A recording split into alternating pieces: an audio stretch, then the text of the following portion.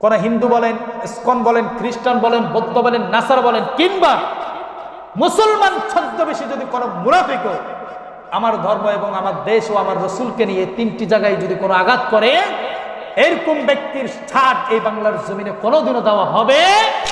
এই 92% মুসলমানের দেশে আমরা মুসলমানেরা হিন্দুদের প্রতি যে সহানুভূতি দেখাই, পৃথিবীর কোন দেশের ভিতরে মুসলমানদের জন্য, সংখ্যাগরিষ্ঠ মুসলমানদের জন্য এত সহানুভূতি কোন বিধর্মী কোনোদিন দেখায় না। কথা বলেন ঠিক না বেটি?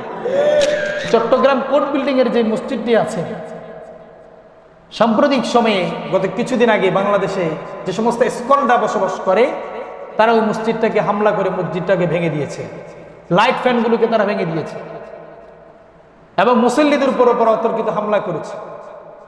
বাংলাদেশের আইনজীবীকে তারা হত্যা করেছে। যখন আপনার দেশের উপরে কোন রকমের ষড়যন্ত্রের সৃষ্টি হবে, যখন কোন বিধর্মী আপনার ধর্মের প্রতি আঘাত করবে, মসজিদ আমার ধর্ম, আমার অনুভূতি, কোরআন আমার ধর্ম, আমার অনুভূতি, হাদিস আমার ধর্ম, আমার অনুভূতি, রসুলুল্লাহ আমার ধর্ম, আমার ভালোবাসা, আমার জান, আমার অনুভূতি, টুপি আমার ধর্ম, আমার অনুভূতি, দাড়ি আমার ধর্ম, আমার অনুভূতি। কেউ যদি বলে এই দাড়ি থাকলে তোমার চাকরি নেই, তাহলে তোমার চাকরিও নেই, বাদ, তোমার চাকরি আমি চাকরি করবো না, এটা আমার অনুভূতি। কেউ যদি বলে আমার অফিসে ডিউটি করতে হলে তোমাকে টুপি লাগানো যাবে না, নামাজ পড়া যাবে না, তো তোমার চাকরিও আমার দরকার নাই, বাদ। ঠিক না ঠিক?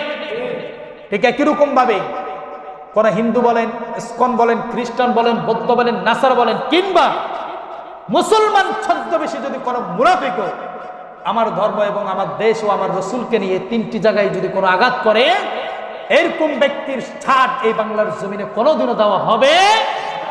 কথা বলেন ঠিক না ঠিক? এই দেশ ইঞ্চি ইঞ্চি মাটি, মানুষের শহীদদের তাজা রক্তের বিনিময়ে আমরা আজকে সোনালী এই দেশ পেয়েছি। আবার যুদ্ধ করার দরকার নাই। আমার দেশ রাষ্ট্রীয় দেশ, আমার দেশ প্রতিষ্ঠিত দেশ। এদেশকে ছিনিয়ে নেওয়ার জন্যে পরাশক্তির বিভিন্ন চক্ষু হনুমানেরা এই দেশের উপরে নজর রেখেছে। কাজেই আপনার দেশকে রক্ষা করার দায়িত্ব আপনার।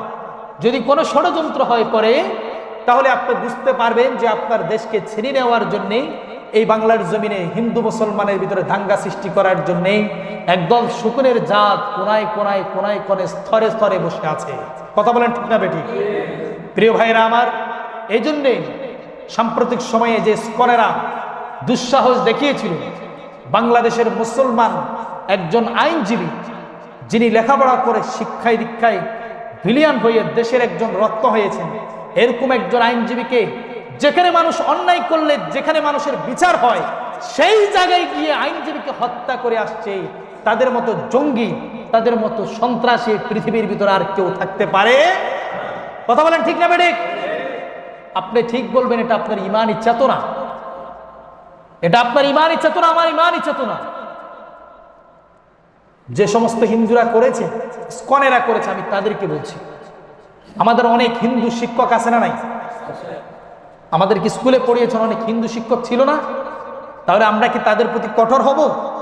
না, তারা আমাদের বাবার মতো, তারা আমার শ্রদ্ধার পাত্র। আল্লাহু আকবার পড়েন। শিক্ষা দিয়েছেন কে? আল্লাহ। অনেক হিন্দু ডাক্তার আছে আমার চিকিৎসা করেছিল, অনেক হিন্দু আমার প্রতিবেশী আছে যে আমার বিভিন্ন কাজ আমাকে হেল্প করে, আমি কি তার সাথে দুর্ব্যবহার করব? কিন্তু যেটা আমার ধর্ম, আমার দেশ, আমার ইসলাম, আমার রাসূলুল্লাহর প্রতি আঘাত আনবে, তার ব্যাপারে কোনো রেহাই। কথা বুঝছেন? তার মানে আমার বক্তব্য সমস্ত হিন্দুর জন্য নয়, আমার বক্তব্য তাদের জন্যই যারা মুসলমান কিন্তু আসলেই মুসলমান নয়। তারা বিভিন্ন লেবাস ধরে মানুষের সাথে প্ররোচনা সৃষ্টি করে দেশ ও দুনিয়া, ইসলাম ও আখিরাতকে ধ্বংস করার জন্য তারা বিভিন্নভাবে ফয়তারা করছে। আমার বক্তব্য তাদেরই জন্য। কথা বলেন ঠিক না বেঠিক? এই জন্য প্রিয় ভাইরা আমার, মনে রাখবেন, আপনি মরবেন, আপনার সার্টিফিকেট হবে আপনি মুসলমান।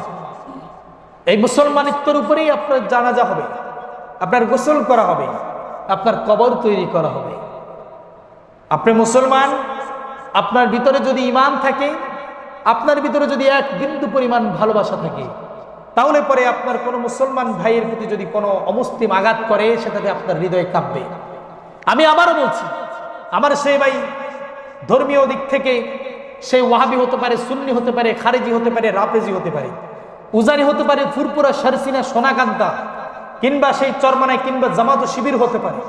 রাজনৈতিক দিক থেকে আমার সেই মুসলমান ভাই আওয়ামী লীগ, বিএনপি, জাতীয় পার্টি, জামাত, শিবির হতে পারে, কিন্তু সেখানে বড় কথা নাই। আমার বড় সার্টিফিকেট হলো আমার ভাই মুসলমান, আমিও মুসলমান। কথা বলেন ঠিক না বেটি? এই জন্য আমার ভাইয়ের নিরাপত্তার দায়িত্ব আমার, আমার বোনের নিরাপত্তার দায়িত্ব আমার, আমার দেশের নিরাপত্তার দায়িত্ব আমার। এই 92% মুসলমানের দেশে আমরা মুসলমানেরা হিন্দুদের প্রতি যে সহানুভূতি দেখাই, পৃথিবীর কোন দেশের ভিতরে মুসলমানদের জন্য, সংখ্যাগরিষ্ঠ মুসলমানদের জন্য এত সহানুভূতি কোন বিধর্মী কোনোদিন দেখায় না। কথা বলেন ঠিক না বেটি?